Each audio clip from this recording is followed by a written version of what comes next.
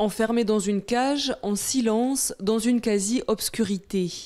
Derrière elles, la projection de leur père. Camille et Aurélia Marceau, les filles du célèbre mime Marceau, le retrouvent 10 ans après sa disparition sur scène pour lui rendre hommage.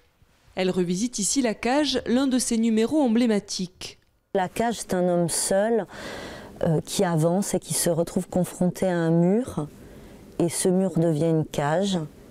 Et cette cage l'enferme, il essaye d'en sortir, il arrive à percer cette cage, mais une autre cage vient après.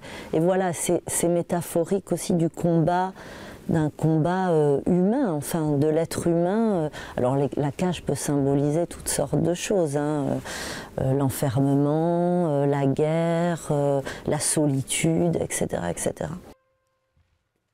Le spectacle fractal Temps Zéro, mis en scène par Anne Sicot, est un voyage au cœur de l'œuvre de Marcel Marceau.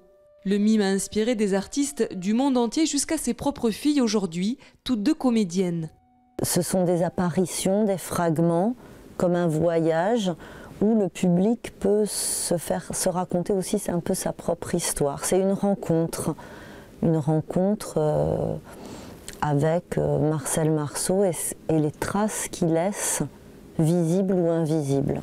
Des traces très fortes pour ces deux artistes qui, avec ce spectacle, se replongent dans leurs souvenirs de jeunesse. L'ambiance des théâtres est pour nous un peu le berceau de notre enfance. C'est là où on allait le voir jouer, c'est là où les loges où on venait le voir se maquiller. On l'attendait dans les coulisses, voilà, donc ça nous est très familier, donc être sur scène, c'est aussi le retrouver. Le spectacle, qui se joue sur les lieux de sa disparition à Anglars-Juillac dans le Lot, se nourrit d'écrits, de photos et de séquences filmées de l'artiste. Camille et Aurélia Marceau offrent au public pendant quelques heures une création à la croisée des souvenirs et de l'héritage artistique de leur père.